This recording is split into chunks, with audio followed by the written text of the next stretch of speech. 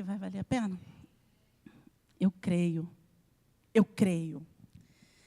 Então, eu gostaria de compartilhar com você de uma forma muito intimista, muito íntima, muito da gente, porque o culto de quinta é um culto da gente, né? Aquele cultinho assim que eu digo da gente, aquela coisa bem próxima. E eu fui convidada a compartilhar uma reflexão com vocês. Eu gostaria que você abrisse lá no Evangelho de Lucas, no capítulo 14, nós leremos do 25 ao 35.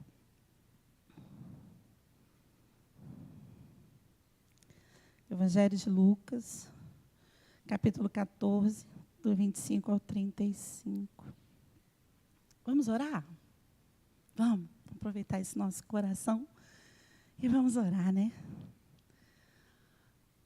Senhor, nosso Pai, ó Deus,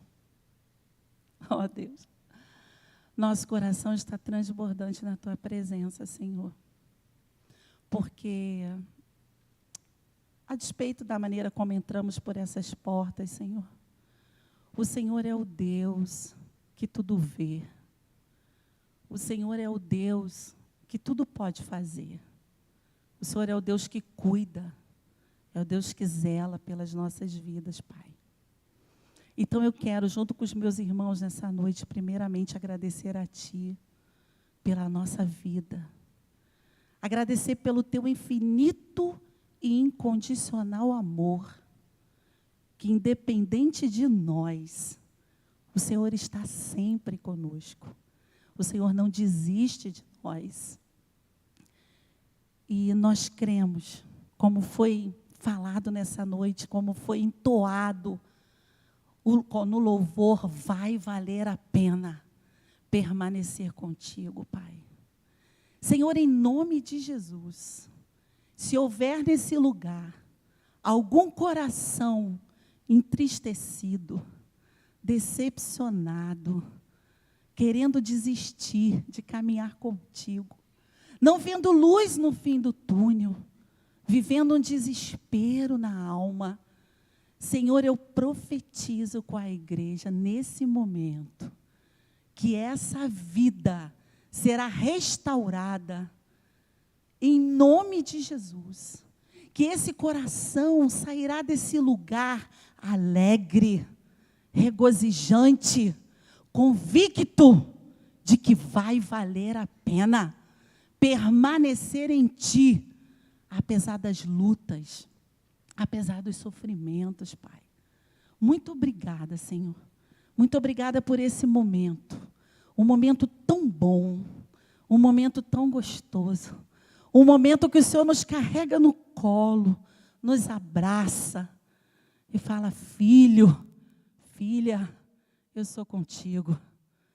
Abençoa, Senhor, esse momento da ministração da Tua palavra. Que não seja eu, que não seja o meu cognitivo, os estudos feitos, mas que seja o Senhor, através da instrumentalidade da minha vida, na simplicidade do meu ser, na limitação do meu ser, que seja o Teu Espírito a falar aos corações nessa noite, Pai. Em nome de Jesus. Amém. E amém. Amém, gente? Então, vamos lá. Nosso tema, eu igreja, né? Esse tema aqui, o mês todo a gente está ouvindo o pessoal falar, né? E um tema muito bom. E eu não me canso de dizer que eu me apaixonei por esse tema. Quando o pastor falou, eu igreja, eu falei, opa, o negócio é impactante, né? Ah, vai ser profundo o negócio aí. Eu igreja. E eu fiquei muito mexida durante o mês todo, refletindo sobre esse tema. Eu igreja. Porque, como foi dito aqui por vários pregadores, pastores, né? E no domingo passado não foi diferente, o pastor Kleber, né, que esteve aqui, ele falou, gente, eu, igreja, é com você, é com você. E é exatamente essa sensação que a gente tem. Quando o tema eu, igreja, opa, peraí, eu, é uma coisa muito direta. Não é igreja, um conjunto aqui reunido, né? 4 paredes, não é isso aqui. Não, sou eu. E aí isso ficou na minha mente. Eu falei, opa, e sabe como é, né, gente? Nem sempre a gente está tão direitinho, né? Não sei vocês, mas às vezes a gente dá uma titubeada na caminhada, e aí, como igreja, fica alguma coisa a desejar. E aí, quando vem um tema desse, eu, igreja, falei, opa, estão falando comigo. Agora não é mais no coletivo, agora é comigo. E eu comecei a refletir sobre várias questões. Falei, pastor, um mês vai ser pouco para a gente falar sobre eu, igreja. E aí, numa dessas reflexões, que eu fiz o mês todo, Deus falou muito ao meu coração sobre esse subtema, né? Eu, igreja discípula. Igreja discípula. Parece ser uma coisa muito óbvia, né? Se eu sou igreja, Angélica, eu sou discípula, né? Acontece que a gente fala muito isso, muitas vezes, da boca para fora, sabia? Virou assim um hábito nosso de, eu sou igreja, naturalmente eu sou discípulo. E isso ficou me incomodando. E eu falei assim, calma aí, o que é, de fato, uma igreja discípula? Porque a gente ouve muito aquela questão assim de seguidores de Cristo, né? A gente lê muito isso na palavra também. Seguidores, seguidores, seguidores. E nós somos seguidores de Cristo. Claro que somos seguidores de Cristo. Mas o que veio ao meu coração foi algo mais profundo. Sendo seguidora de Cristo, mas eu sou discípula de Cristo, de fato. Ou eu sou só seguidora de Cristo? E aí nós vamos ver adiante onde eu quero chegar com isso nas minhas reflexões daquilo que Deus foi colocando no meu coração. Primeiro eu quero ler com você lá em Lucas. Vamos lá. Todos conseguiram abrir? 14, né? Versículo 25 ao 35 diz assim para a gente. Uma grande multidão ia acompanhando Jesus, ou ia seguindo Jesus.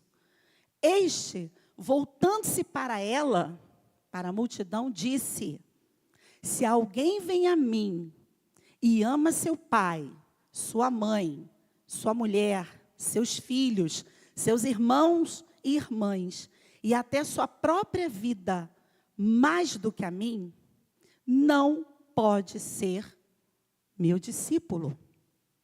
E aquele que não carrega sua cruz e não me segue, não pode ser meu discípulo.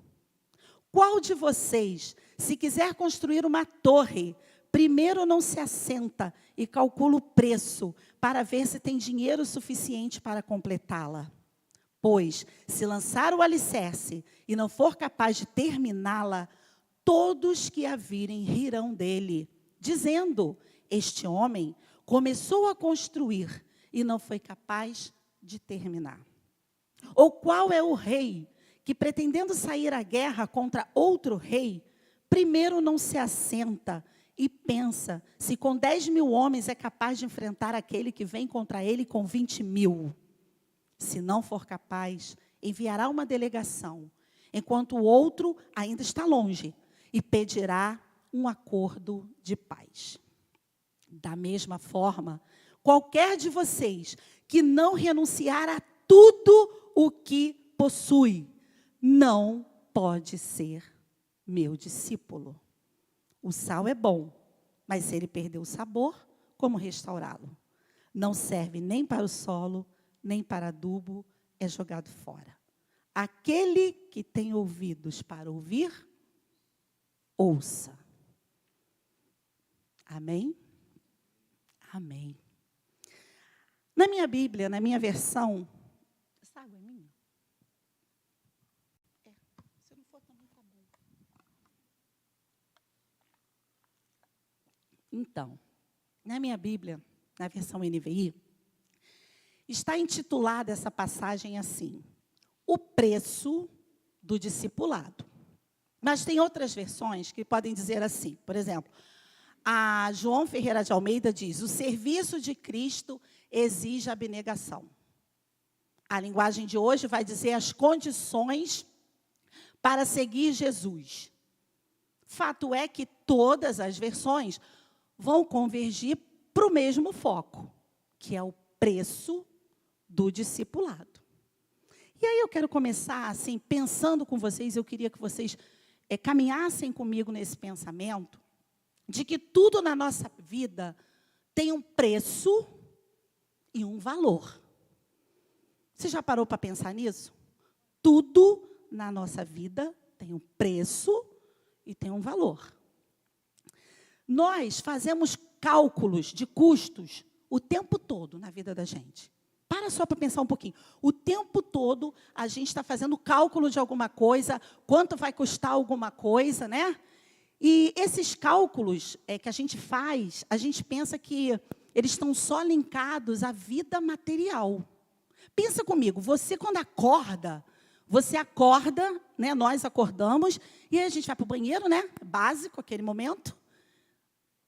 Tem casas que o banheiro é claro, né? Lá em casa é escuro. Eu tenho que acender a luz. Não sei no seu banheiro. A gente já está, o quê? Com custo de energia, não é isso?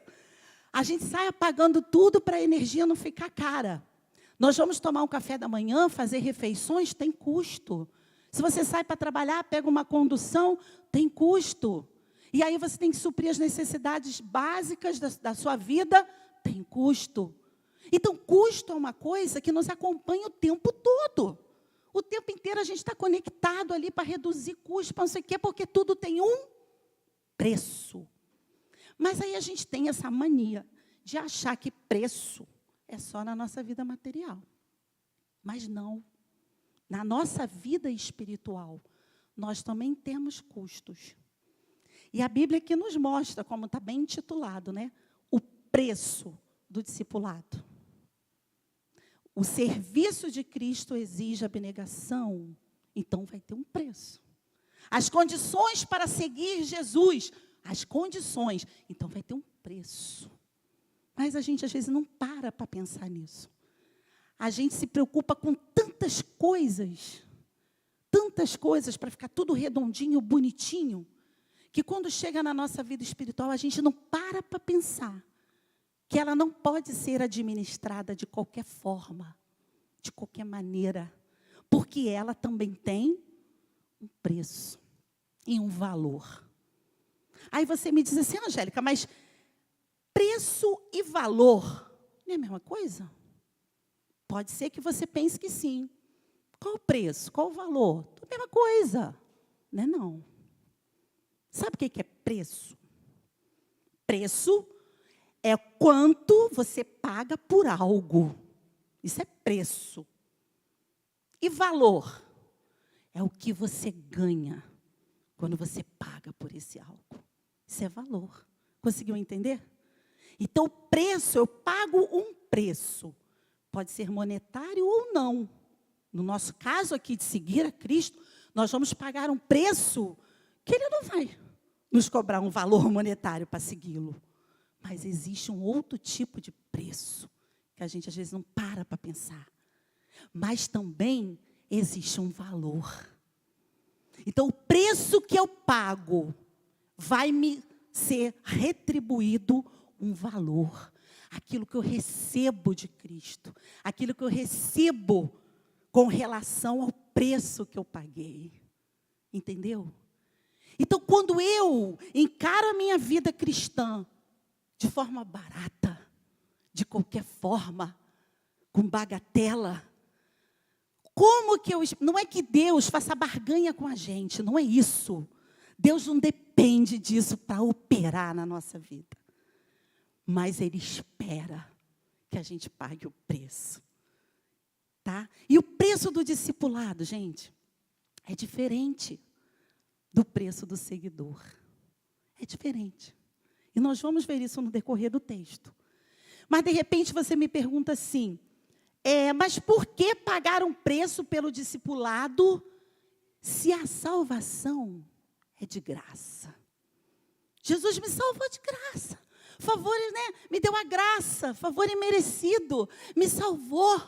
Eu não precisei pagar nada, Angélica, para ser salvo. Eu só aceitei Cristo na minha vida. Ele me salvou.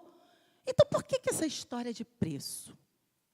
E eu trouxe uma frase que eu gosto muito, que eu gostaria que você carimbasse no teu coração, que diz assim: a salvação é de graça, mas o discipulado custa tudo que eu tenho. A salvação é de graça, mas o discipulado custa tudo que eu tenho. Sabe por quê? Porque discipulado, o que é discipulado? Discipulado é renúncia. Discipulado é se submeter. Discipulado é abnegação.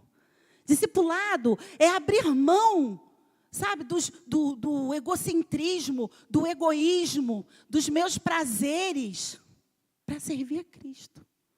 Nos termos de Cristo. Não nos meus termos, mas nos termos de Cristo. Então a salvação é de graça, mas o discipulado vai custar tudo que eu tenho.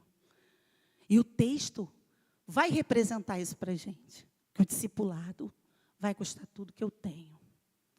Afinal, qual é o preço, então, que eu vou pagar pelo discipulado? Não é um valor monetário, como eu já falei. O preço a ser pago pelo discipulado é um preço de entrega, é um preço de renúncia, é um preço de submissão a Cristo. É um preço que, no momento mais difícil de você falar assim, não, eu não quero mais, eu não aguento mais, eu vou desistir. O discipulado é você falar, não, mas o Senhor é comigo e eu vou permanecer. Mesmo diante dessa situação difícil, eu vou permanecer, porque algo Ele tem para me ensinar nessa situação. Algo existe aqui para eu aprender. Porque discipulado é isso, é um aprendiz. Né? Nós somos discipulados, ou seja, nós aprendemos. Nós temos um referencial que é Cristo. E nós aprendemos com Ele todos os dias. Só que com o passar do tempo, a gente tem uma falsa sensação de que a gente já sabe muito. A gente que é crente velho, a gente tem às vezes essa sensação, né? De que acho que não falta muito para eu aprender, já são tantos anos de evangelho. Quem é que é velho de evangelho? Gente, não vou perguntar quantos anos não, nem eu vou falar o meu. Mas quanto tempo? Quem é velho de evangelho? Às vezes não dá essa sensação assim de que a gente sabe muito de Cristo, né? A gente é tão íntimo que a gente já sabe muita coisa. Só que a gente sabe tanta coisa, a gente vai levando a nossa vida, né, de seguir a Cristo, de ser discipulado por Ele, a gente vai levando de qualquer forma. E muitas das vezes a gente nem sequer faz uma oração. Acaba o dia, a gente nem sequer faz um devocional, uma leitura bíblica. Que discípulo é esse? Isso me incomodou muito.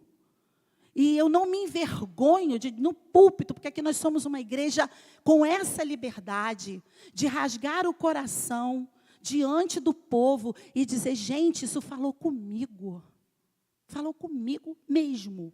De falar, vem cá, você está seguindo no meio da multidão? É isso?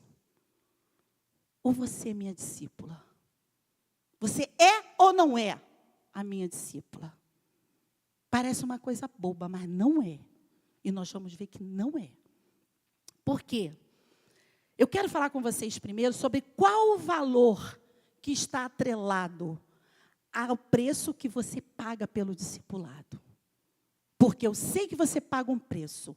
Talvez você hoje não esteja pagando o preço adequado nessa caminhada. Talvez você ainda esteja seguindo a Cristo no fluxo, junto com a multidão, como nós vamos ver daqui a pouco. Mas talvez não. Talvez você esteja de fato ali, dia após dia, pagando o preço de ser discipulado, discipulada por Cristo. E como eu disse que preço é aquilo que você paga, é aquele sacrifício que você paga por algo, que você paga por esse discipulado. Mas que atrelado ao preço, existe um valor, que é aquilo que você ganha, é aquilo que você recebe por ter pago aquele preço. E eu quero falar para você que por você pagar o preço do discipulado, há paz em meio à guerra na tua vida. Por você pagar o preço da renúncia, o preço da abnegação, o preço da submissão, o preço de você jogar por terra o teu ego, as tuas vontades, os teus prazeres, por você pagar esse preço, existe um valor que é devolvido a você, que é você ter paz em meio às guerras da tua vida. Sabia disso? E isso, lá em Filipenses 4:7 diz assim: e a paz de Deus, que excede todo entendimento, guardará o vosso coração e a vossa mente em Cristo Jesus. Isso é promessa. É promessa para quem paga o preço. Ter paz em meio à guerra da tua vida. Cada um tem um tipo de guerra. Cada um está passando por uma situação diferente, não importa. Mas para cada um, a situação pesa de um jeito. Mas ele diz, se você pagar o preço, terá paz em meio à guerra. Se você pagar o preço do discipulado, não somente de seguir, mas de se submeter e aprender dele. Se você pagar o preço, a companhia constante de Cristo, você terá na tua vida.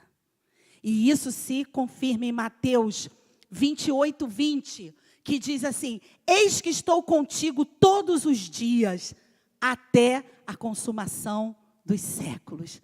Amém. Então, pague o preço, que você terá paz em meio à guerra. Pague o preço, que a presença de Cristo será uma constante na tua vida. Você vai perceber a presença de Cristo do teu lado. No momento mais difícil, no momento do choro, no momento do desânimo, no momento de você desistir de tudo. Você vai olhar e Cristo vai dizer: levanta, que eu estou contigo. Está aqui a minha mão. Um irmão vai ser usado para te levantar. O pastor, seja quem for. Você, no seu momento de oração, você vai sentir a presença do Espírito Santo de tal forma que você vai, não é possível, Deus é comigo. E você vai caminhar a próxima milha. Se você pagar o preço, a fidelidade dele vai ser constante, apesar de nós. A fidelidade do Senhor é constante, apesar de nós. O que eu quero dizer apesar de nós? Apesar de não merecermos. Apesar de não sermos tão fiéis assim como deveríamos ser. Mas se você paga o preço, você pode ter certeza que Deus é fiel para cumprir na tua vida tudo aquilo que Ele tem para cumprir. Mais do que você possa pensar ou imaginar. E isso nós confirmamos lá em Malaquias 3:10. Quanto ao discípulo fiel, e comprovais com os vossos próprios olhos, se eu não abrirei as comportas dos céus e derramarei tantas bênçãos que não conseguireis guardá-las todas. Amém? Amém. Claro que Malaquias vai falar de dízimos, de ofertas, de tudo. Mas o Senhor, Ele não está só preocupado com os nossos dízimos e com as nossas ofertas. Ele está muito preocupado com as outras ofertas que a gente tem para oferecer. E são tantas, meus irmãos. São tantas. Sabe? São muitas. Porque Ele não está preocupado com isso aqui. Isso é físico, é nosso. É um comprometimento físico. O Senhor está preocupado com outros tipos de oferta. Com o teu coração. Você tem ofertado o teu coração. Você tem ofertado a tua entrega total a Ele. E é isso que Ele está preocupado. E mais, graça sobre graça. Para aquele que está firme, pagando o preço. 2 Coríntios 12:9 diz: minha graça é suficiente a você, pois o meu poder se aperfeiçoa na tua fraqueza. Aleluia. Então pague o preço. Ainda que doa, ainda que você pareça não aguentar, se sinta fraco e diz: eu vou parar. Deus diz para você: minha graça te basta. Minha graça é suficiente para você. Minha graça é suficiente, pois o meu poder se aperfeiçoa na tua fraqueza. Então, no momento de fraqueza, irmãos, é no momento que a gente acha que não vai aguentar, que o Senhor chega e fala: ei, minha graça está sobre a tua vida, e ela é suficiente para te levantar. Aleluia. E tendo todas essas coisas, a capacidade de planar pelas circunstâncias. Como isso é bom, gente. Como é bom, em meio à guerra, você olhar tudo desmoronando na tua vida. Você olhar e ver que aos teus olhos humanos, com as tuas estratégias, não vai dar certo. Mas mesmo em meio a tudo isso, você conseguir planar sobre a circunstância, você conseguir ter paz, você conseguir ter um olhar de ternura, você conseguir falar para o teu marido, para a tua esposa, para os teus filhos: vai dar certo, nós vamos sair dessa situação. Isso é planar sobre as circunstâncias. Agora, como que a gente consegue planar pelas circunstâncias? Pagando o preço de ser discípulo de Cristo. Porque ser discípulo é ser um eterno aprendiz. Ser discípulo é você se debruçar sobre a palavra de Deus todos os dias, ainda que chorando, ainda que as lágrimas caiam sobre a tua Bíblia, ainda que você não consiga orar, mas é nesse momento que Deus, Ele vai te confortar. E você vai conseguir ter um olhar sereno sobre todas as situações conflituosas da tua vida. Não basta só seguir. É preciso se submeter. Gente, no versículo 25, a passagem começa dizendo assim: uma grande multidão ia acompanhando Jesus. E aí, eu pergunto para você, vamos pensar na multidão. Muita gente, né? Jesus na cidade e aquele montoado de gente. Uma grande multidão ia seguindo Jesus. Mas será que todas aquelas pessoas que iam seguindo Jesus eram realmente discípulos de Jesus? Será que todas aquelas pessoas que estavam ali afluindo e seguindo Jesus, estavam seguindo porque eles queriam aprender algo de Jesus? E aí eu trouxe uma coisa para a gente pensar, que eu achei interessante. O verbo seguir, ele é um verbo polissêmico. O que é isso, Angélica? Professora de português é fogo, né? Mas eu vou explicar. Ele é um verbo que tem vários sentidos, vários significados. O primeiro deles, eu trouxe 3 só. Mero movimento físico. Mero movimento físico, de seguir. Vamos que você esteja perdido e você para alguém na rua e fala assim: vem cá, onde eu chego em tal lugar? Ah, segue por aqui. Vira lá que você vai chegar. Isso é seguir. Não, um movimento. Você seguiu em frente, virou à direita e chegou no destino. Você seguiu, né? Seguiu. Outro sentido é o movimento de aproximação. Você seguir alguém no movimento de aproximação. Quem aqui usa Instagram? Instagram, né? E a gente segue as pessoas, né?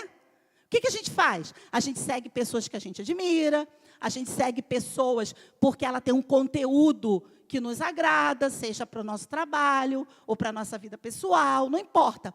A gente segue pessoas que dizem alguma coisa para a gente. Então, é um sentido de você se aproximar daquela pessoa.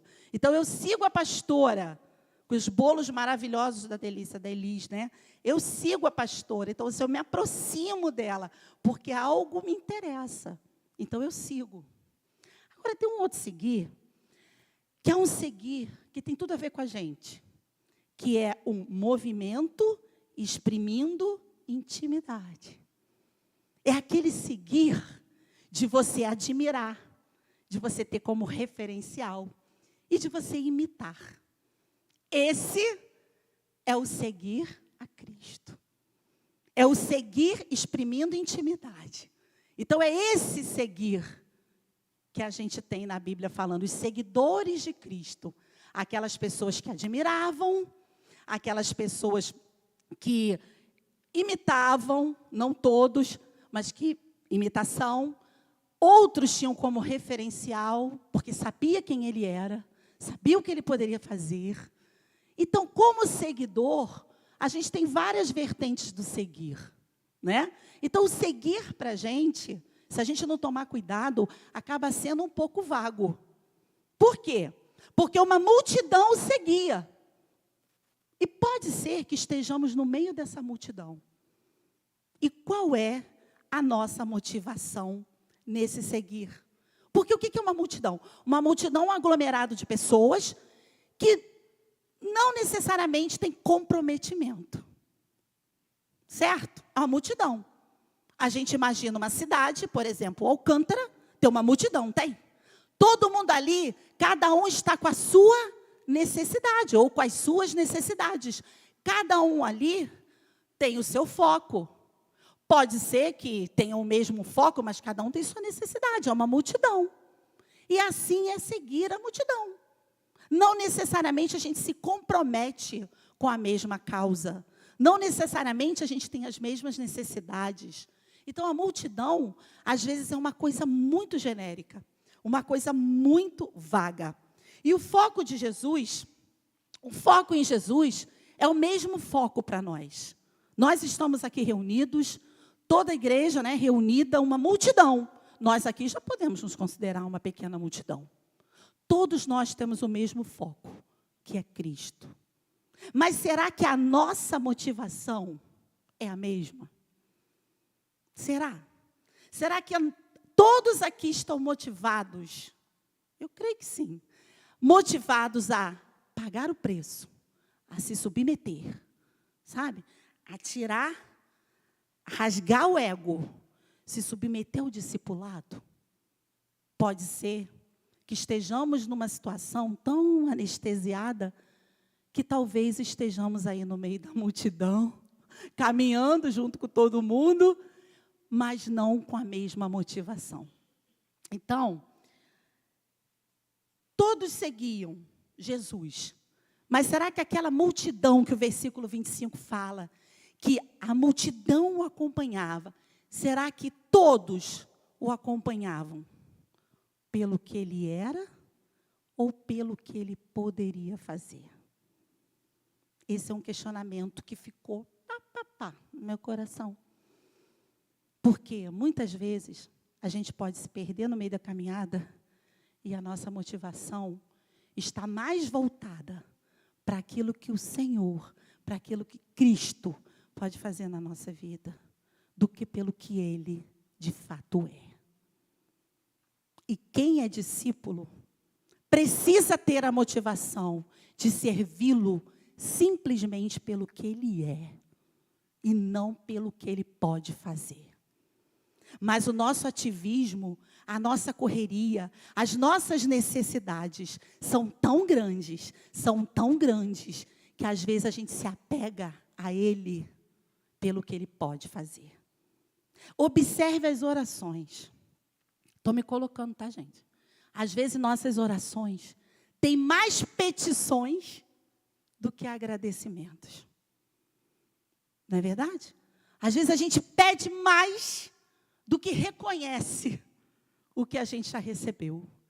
Ou seja, às vezes a gente está com foco mais no que Ele pode fazer do que no que Ele de fato é. Então, esse é o meu primeiro questionamento aqui do versículo 25, né? Por quê, gente? Porque naquela multidão, por que nem todos ali tinham o mesmo objetivo, a mesma motivação, o mesmo foco? E por que muitas vezes entre nós também estamos divergindo de motivação? Porque existem seguidores que são cristianizados e existem outros que são evangelizados. Que diferença é essa, Angélica? Nós podemos estar ocupando um lugar, e é perigoso, de sermos uma pessoa cristianizada, convencida de Cristo, sabe? Não, eu acredito, eu creio em Jesus Cristo, eu creio no que Ele pode fazer, eu sei tudo o que Ele é, eu acredito, eu sou cristianizada, eu estou seguindo com a multidão, estou seguindo. Mas quando eu creio em tudo isso e ainda me submeto a aprender dele, cada dia mais e mais, quando eu me submeto a abrir mão do meu eu, para que ele cresça em mim, para que ele transborde de mim, aí eu sou evangelizada. Pensa nisso. Pode ser que em determinado momento ocupemos o lugar de uma pessoa cristianizada, convencida por Cristo.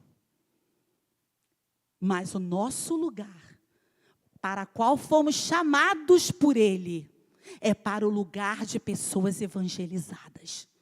Pessoas que aprenderam, pessoas que se submetem. É o lugar de discípulo, e não somente de seguidor, mas o lugar de discípulo. Eu, igreja discípula. Eu, igreja que me submeto. Esse é o nosso chamado.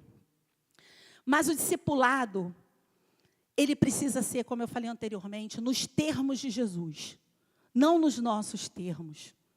Por quê? Nos nossos termos, a gente vai levar ao bel prazer, né? Então, me agrada, eu estou fazendo. Não me agrada, opa, peraí, não é o meu momento. Não. Discipulado é nos termos de Jesus. E o que significa isso? O discipulado, nos termos de Cristo, ele tem duas vertentes. A primeira delas é um movimento, é um ato de seguir a Jesus. Isso é discipulado. Primeira vertente, o ato de seguir. Então, eu preciso seguir. Porque ele diz em João 8:12, eu sou a luz do mundo, quem me segue não andará em trevas, mas terá a luz da vida. Então, o primeiro ato é o ato de seguir. Mas não basta seguir sozinho. Olha aqui, muito assim, me impactou. Por quê? O segundo ato do discipulado é você ajudar alguém a seguir Jesus. Quantas vezes nós seguimos a Cristo sozinhos? Nós não frutificamos. Nós não transbordamos isso na vida da outra pessoa. Nós não fazemos outra pessoa também seguir a Cristo, também caminhar conosco. Então, o discipulado, eu preciso seguir a Cristo, mas eu preciso ajudar alguém a seguir a Cristo. Isso faz parte do meu discipulado. Isso faz parte do seu discipulado. Você seguir, mas você também ajudar alguém a seguir a Cristo. E ser discípulo pressupõe 3 demandas que nós vamos ver aqui no texto. No versículo 26, diz assim: se alguém vem a mim e ama seu pai, sua mãe, sua mulher, seus filhos, seus irmãos e irmãs, e até sua própria vida, mais do que a mim, o que ele diz? Não pode ser meu discípulo. Olha que coisa.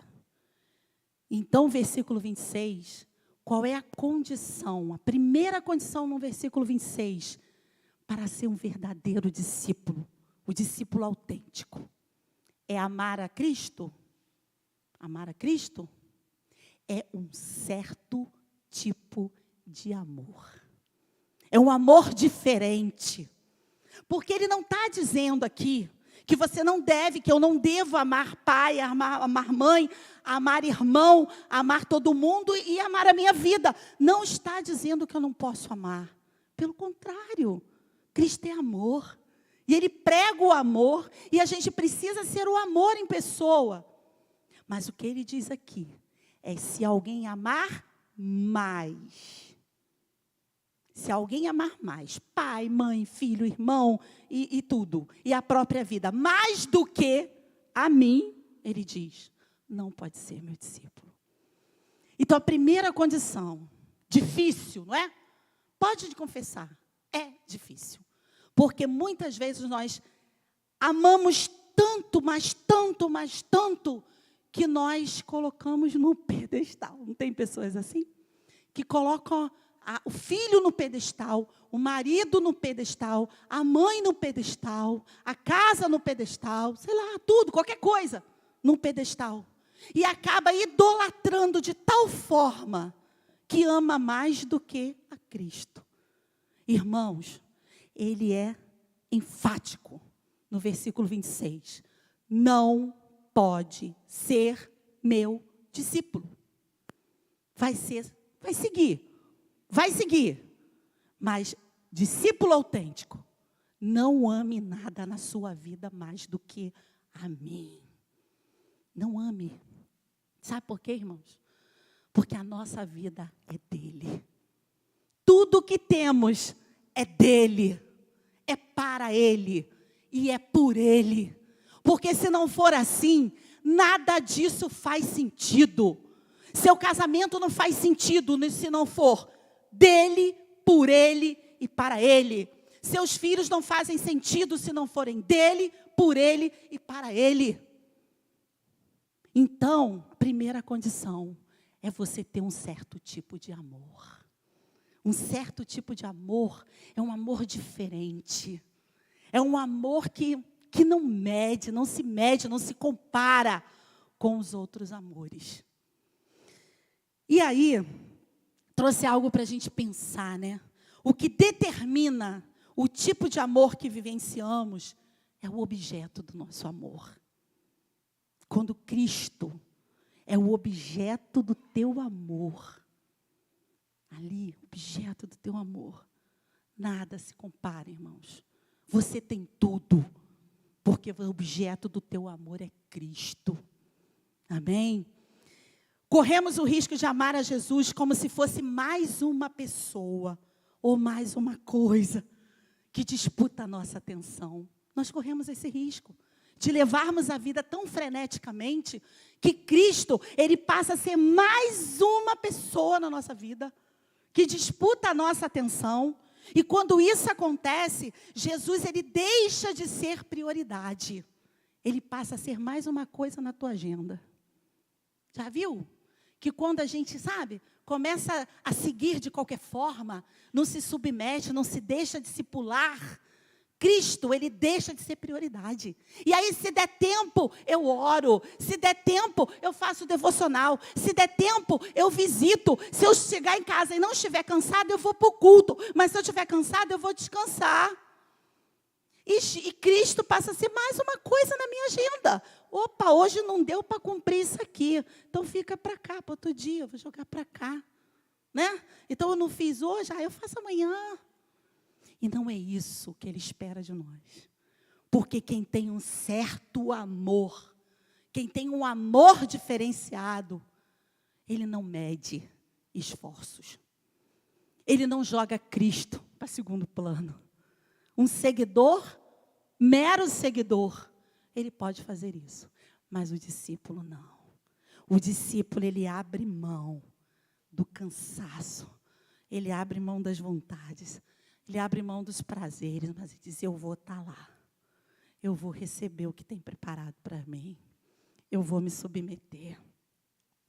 Segundo, no verso 27, diz assim, e aquele que não carrega sua cruz e não me segue, não pode ser meu discípulo. Agora é um certo tipo de quê? Primeiro foi um certo tipo de amor que eu tenho que ter, diferente. Agora eu preciso ter um certo tipo de sofrimento. É um sofrimento diferente. Carregar a sua cruz. Ele não está falando das mazelas da nossa vida. Ele não está falando dos meus sofrimentos pessoais. Quando ele fala quem não carrega a sua cruz e me segue, não pode ser meu discípulo. Carregar a cruz revela o discipulado, implica conviver em um mundo hostil. Sabia? Em um mundo hostil, em uma cultura que rejeita os ensinamentos de Jesus e, por conseguinte, nos rejeita. Então, a carregar essa cruz que Cristo está falando. É essa cruz de alguém olhar para você e querer te ridicularizar e achar que a sua vida não vai dar em nada e achar que esses ensinamentos, que essa história de igreja, que essa história de evangélico, que é isso? Que vida é essa? aparentemente não tem liberdade, e você escuta essas coisas, sabe? E é você pegar essas coisas e falar, não, isso não vai me desanimar, porque eu vou seguir a Cristo. Com esse tipo de sofrimento, eu vou seguir a Cristo, ainda que me rejeitem. Eu vou seguir a Cristo, ainda que pessoas não o aceitem, ainda que as pessoas rejeitem o Evangelho. Mas eu vou permanecer e eu vou carregar a minha cruz e segui-lo. É um certo tipo de sofrimento. É diferente. É um sofrimento diferente. É você sofrer por você declarar esse Evangelho. É você sofrer pela sua profissão de fé. É você sofrer por você decidir permanecer. Ainda que o mundo seja hostil. Ainda que o mundo rejeite a você, a palavra, ao Evangelho, a Cristo, a cruz. Mas você permanece. É um certo tipo de sofrimento. Está no versículo 27. Um discípulo precisa estar consciente dos sofrimentos decorrentes do comprometimento de seguir a Cristo.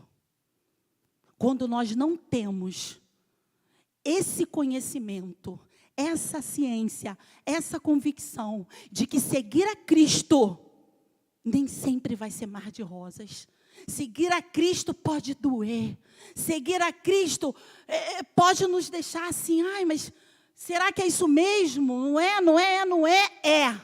Porque seguir a Cristo é a certeza, é o comprometimento, é estar consciente que mesmo que doa, que mesmo que haja sofrimento, é o preço do discipulado. Porque quem só segue, meu irmão, pode desistir no meio do caminho e voltar. Voltar, não. Vou esperar aqui. E deixa a multidão passar. Mas se você está no meio da multidão, mas você é discípulo, você não desiste. Você persevera. Você caminha, você carrega a cruz, ainda que chorando, mas você permanece. Isso é um certo tipo de sofrimento. A terceira demanda está no versículo 33. Depois eu vou voltar para a gente finalizar. No versículo 33 diz assim: da mesma forma, qualquer de vocês que não renunciar a tudo que possui, não pode ser meu discípulo. O que é isso, Angélica? Eu tenho que abrir mão de tudo que eu tenho? Eu tenho que vender tudo que eu conquistei na minha vida? Não é isso, irmãos. Não é isso. Porque Deus, Ele é o primeiro a te abençoar. Ele é o primeiro a te dar, a realizar os desejos do seu coração. Não é isso, não podemos ser ignorantes. O que Ele diz que qualquer de vocês que não renunciar a tudo o que possui, não pode ser meu discípulo. Ele diz o quê? Um certo tipo de desapego. É desapegar. Você possui muitas coisas, mas aquilo não te pertence, você não depende daquilo, você está entendendo? Eu até coloquei aqui, trata-se de um golpe fatal em nossa dependência de coisas que geram em nós um vínculo de pertencimento. Irmãos, nós não somos dessa terra, nós não somos daqui. E essa realidade precisa estar latente no nosso coração. A nossa casa é celestial. A nossa casa é com Cristo. Tudo isso é transitório. Então, quando Ele diz que aquele que não consegue abrir mão de tudo que tem, ou seja, aquele que não consegue desapegar, aquele que não consegue quebrar essa coisa de dependência, não pode ser meu discípulo. Então isso é forte, mas é verdadeiro. Precisamos ter um certo tipo de desapego, porque a nossa dependência nessa vida não precisa estar em coisas, ela não deve estar em coisas, nem em pessoas desse mundo que são como nós, mas a nossa total dependência precisa estar no Senhor. É nele que precisa estar a nossa total dependência. No pouco ou no muito, nós devemos estar apegados ao Senhor. Hoje eu tenho, amanhã eu não tenho. Não importa, porque a minha dependência está no Senhor. Hoje a mesa está farta, amanhã pode não estar. Ou hoje não está, hoje não está e amanhã pode estar. Por quê? Porque não depende de mim. Eu faço a minha parte, mas a minha vida, ela depende do Senhor. Amém? E aí, nós vamos caminhando já para o final. Precisamos permitir que o Senhor, Jesus, nos arranque de uma cultura egocêntrica e nos transplante numa cultura cristocêntrica. Sabe? Precisamos permitir isso, porque Ele quer fazer isso. Ele quer nos tornar altamente dependentes dEle. Mas a nossa carnalidade, a nossa humanidade, ela luta o tempo todo com o Espírito e fica retendo coisas. E o Senhor Jesus fala, não, abra mão, porque eu sou teu tudo. Já viu aquela frase que diz assim, se eu tenho a Cristo, eu tenho tudo que eu preciso? É exatamente isso. Irmãos, não é fácil. Ser discípulo não é fácil, mas é necessário se submeter. E para finalizar, 3 posturas para caminhar para o final.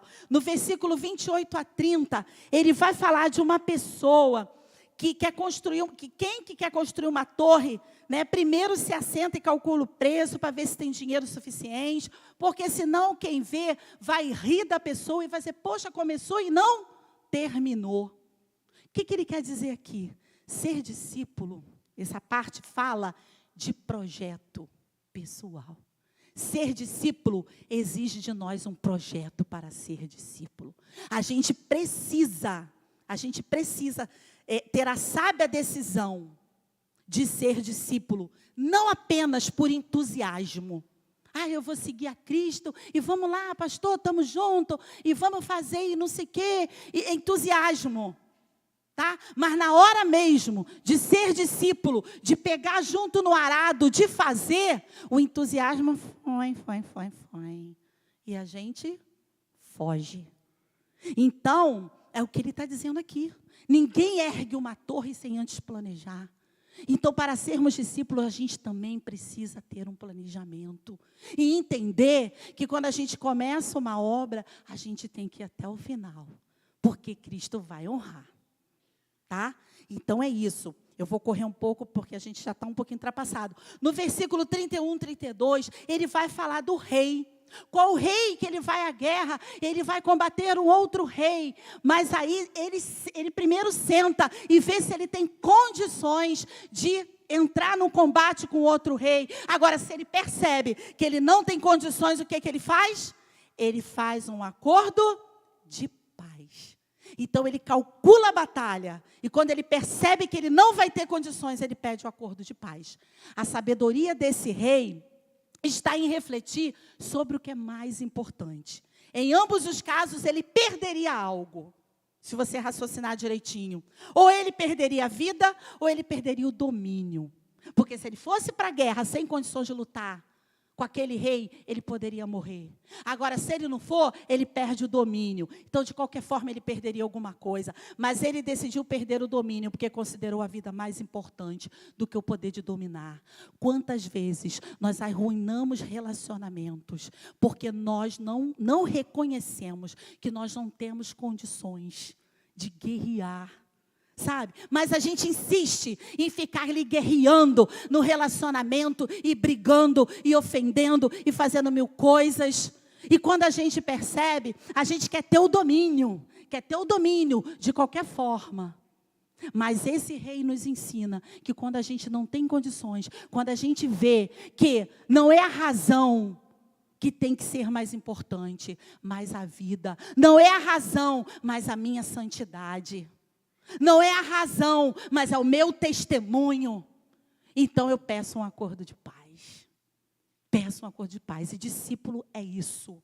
Discípulo, ele prefere perder o domínio, muitas vezes de algumas situações, mas ele preserva a santidade dele. Ele preserva a vida. Ele preserva o que ele tem de mais importante. No versículo 34, 35, fala sobre ser sal no mundo. Quem segue Jesus sem comprometimento não é autêntico discípulo. É como o sal que perdeu a sua essência. Quando o sal perde a sua essência, por mais que ele ainda continue com a aparência de sal, ele não cumpre mais a sua finalidade. Torna-se inútil, não consegue mais realizar o discipulado. Então, amados, cuidado para você não perder a sua essência de discípulo. Porque quando nós perdemos a essência do discípulo, a Bíblia diz aqui que é como o sal, que perde a sua função, que perde a sua prioridade. E ainda que estejamos aqui bonitinhos, sabe, como discípulos, vestidos como discípulos, orando como discípulos, louvando como discípulos, seguindo como discípulos, mas se nós perdemos a nossa essência, a nossa função de discípulo, ela também perde o seu valor. Para finalizar, eu digo para você, um cristianismo de baixo custo produz uma igreja também de baixo custo. Então, se você não investe no seu discipulado, se você não paga um alto preço pelo seu discipulado, você vai ser uma igreja de baixo custo também. Sabe? Aquela coisa assim que você não vai se sentir bem, porque você vai ver outras pessoas, igrejas, discípulas, e que estão ali se submetendo, e Deus está operando a obra, e você fala, mas por quê? Que muitas coisas não acontecem comigo. Muitas das vezes é porque você não está pagando o preço do discipulado. E esse tema fala, eu, igreja, comigo, é com você. Você tem sido mais um no meio da multidão, que está seguindo sem muita motivação e foco? Ou você tem sido discípulo, que tem se submetido e tem pago um alto preço? No discipulado autêntico, fechei, não vale, faço o que eu digo, não faço o que eu faço. No discipulado autêntico, não vale isso, pois discipular é ser um discípulo, é ser, agir, pensar, falar como imitador de Cristo. Como diz Paulo, já não sou eu mais quem vivo, mas é Cristo que vive em mim.